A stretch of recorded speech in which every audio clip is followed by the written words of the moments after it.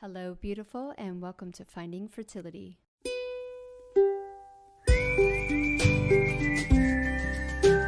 I'm your host, Monica Cox from FindingFertility.co, and I created this podcast to help get you to start thinking outside of the box and realize that your infertility might have nothing to do with your lady bits. Rooted in functional medicine and personal experience, Finding Fertility is all about looking at the whole body and finding the root cause of your infertility. Finding Fertility does not diagnose, prescribe, or treat any issues of infertility, but what we do is take a holistic approach and improve your diet and your lifestyle to get you steps closer to creating your dream family. Just by being here with me listening to this podcast, you're already going down the right path to making your dreams come true.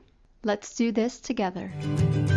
Happy Friday, y'all. Welcome back to another episode of Finding Fertility. I'm your host, Monica Cox, and I am so incredibly honored that you're here listening to this, becoming the conscious mama you were born to be. I've got another amazing short clip for you guys that I did within the community quite a while ago that actually piggybacks off a private discovery call that I had with a client. And obviously when these little nuggets, these little gems come out, I want to share them with everyone because I think a lot of people will resonate with them.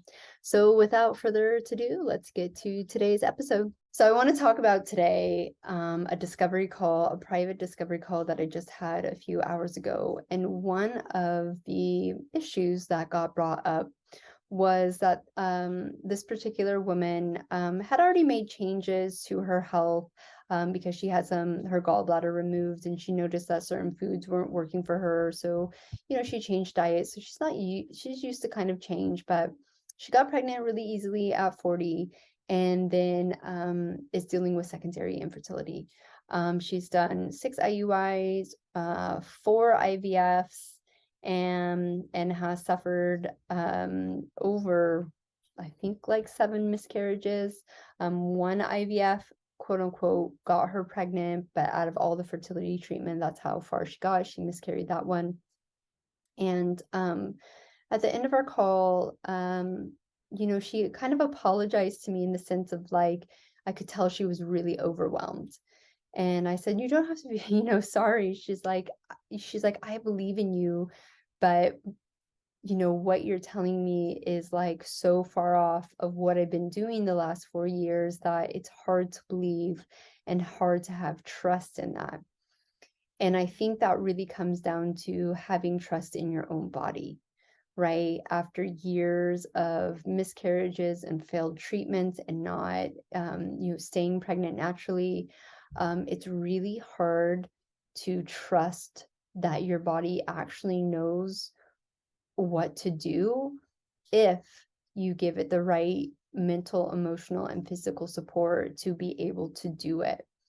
And especially she's 45, so you have that other societal pressure of age included, and it's really hard to have that trust in yourself, have that trust in God, have that trust in the universe, to release and surrender.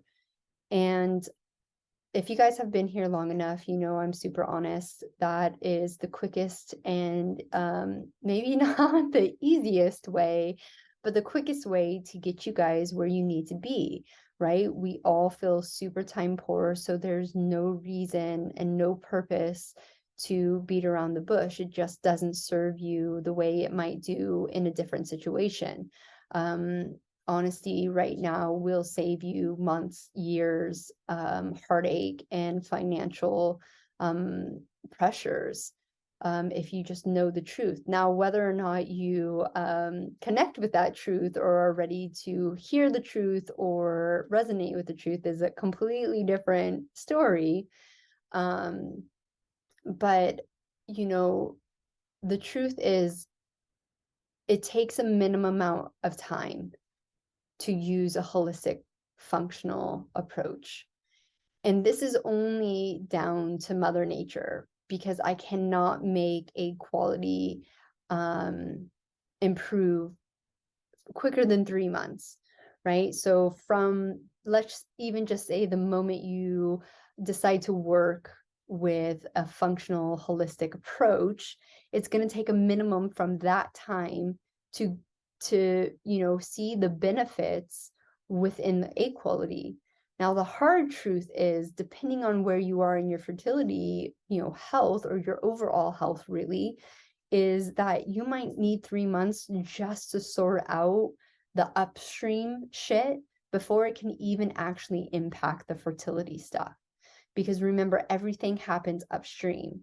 You have to improve the penile, the hypothalamus, the pituitary, the thyroid, the adrenals, the liver, the gut, amongst other little things going on in there. And sometimes, because we're so hardwired to do things, and depending on where we are in our readiness, in our openness, in our willingness, it might take just a little bit longer. It might take a little bit longer. I mean, with my gut health, I needed more than 3 months. There was no fucking way. Even if I went on a strict paleo diet and had all the right supplementation, it would have taken it like a little bit more than 3 months, maybe 6 months, which isn't, in the grand scheme of things, that long. If you're comparing, if I would have taken a holistic functional approach, my journey might have been a year, where it was fucking 8 years, right?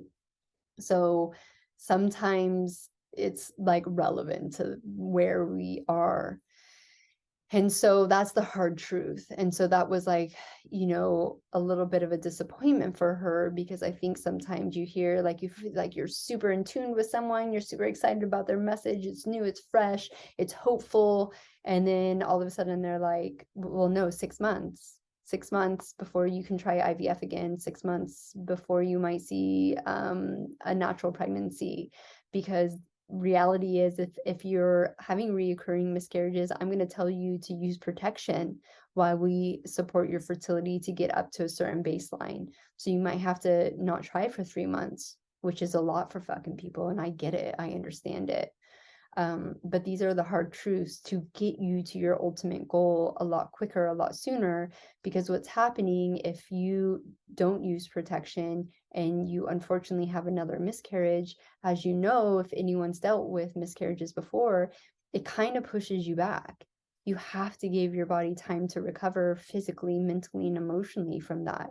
So if you would have taken that 3 months and used protection and then got into a better place, then you're ahead of your time. Because let's say you got pregnant, it's going to take, minimum 2 to 3 to 4 months to really recover from that. And not that I'm saying that you can't get pregnant right after a miscarriage. I know I got pregnant 2 months after my miscarriage.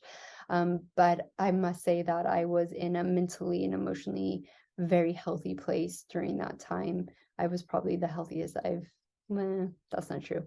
The healthiest I ever was right before I got pregnant with my IVF baby, and during my IVF baby's pregnancy, because I was so shit scared of losing that pregnancy, because I didn't have the guidance and the support that I needed. I was pretty fucking healthy. And I think that consistency, massively contributed to the natural pregnancy later in my timeline. And just for anyone wondering, and like you're just stumbling onto this story, I got pregnant the first time I ever tried naturally after my IVF baby, due to like multiple different circumstances of breastfeeding, the Zika virus, using medical treatment. We actually never tried naturally after my IVF baby. We knew we were going back for treatment, so we did treatment. I got pregnant, I miscarried, and then the natural trying was on the cards after that. But the very first time that we tried naturally, I got pregnant. So going back to the truth, or like being real and honest, and the truth and the trust within yourself, it can be really scary. Another aspect of this is the surrender, letting go of control. I know that I've talked about this before, but it's always good to touch about it again, is that when you're trying to conceive, you want control over something, over the whole process, whether you're trying naturally and doing all the timing and the temping, or whether you're using IUI or IVF and you have like the journals and the schedules, and you can set your baby's birthday and all that shit, right? That's all control.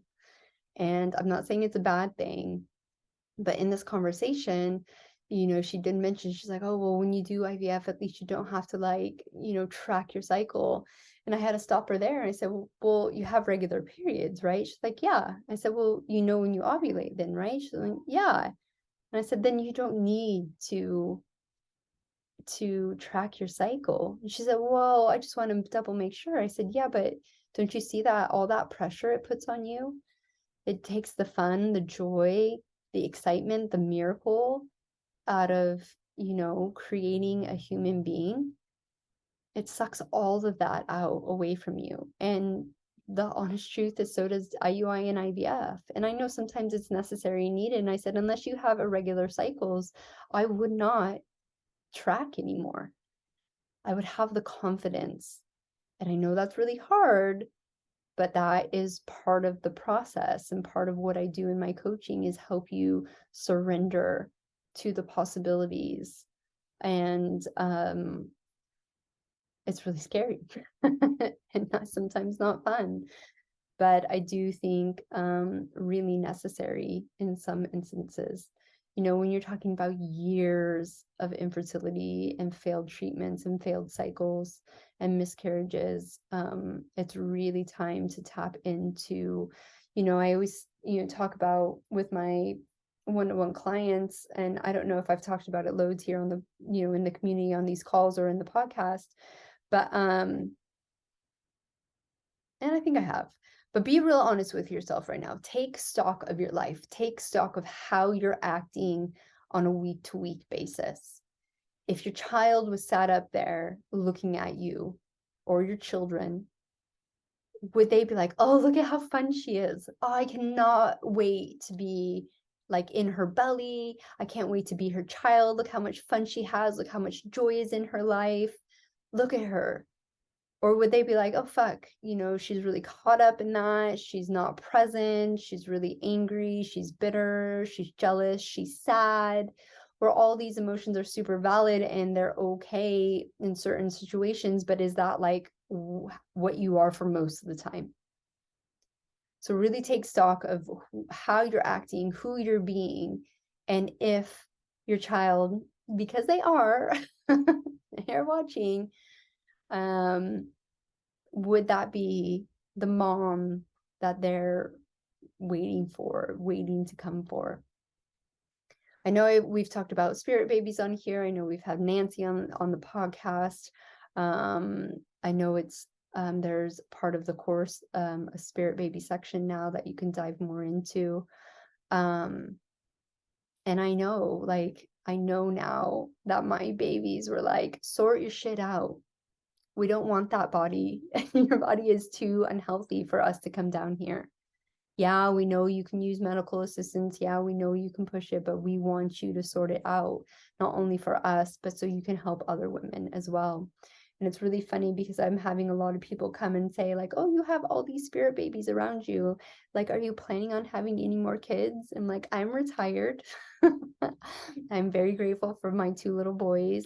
It will have to be a second coming of Jesus situation. If there's another child to be in my life, I personally just am done. But I think all those spirit babies are around because we're building so much energy. We're building so much excitement. And these mamas that are coming to me to get my guidance and support, I think there's just this vibration that these kids are like, yeah, I'm ready for this. I'm ready to have a mom that is going to just be so amazing in her own particular way. So that's why I'm really excited for you guys this year, because that's the energy I am bringing. And if you are around, then that's the energy you're receiving. And if you're receiving that, then you're going to bring it, and you're just going to it's just going to spill over. And all these babies waiting to come to this earth are just going to be like, oh, yep, yay, we're so excited. All right, that's my rant. That's my crazy rant today. I hope you guys have a beautiful week, and until next time, bye. Thank you once again for tuning in to the Finding Fertility podcast. If you're loving this podcast, please leave us a rating and review and let us know how this podcast is supporting you to get steps closer to creating your dream family. I hope you have a beautiful weekend, and we will see you next Friday for another episode of the Finding Fertility podcast.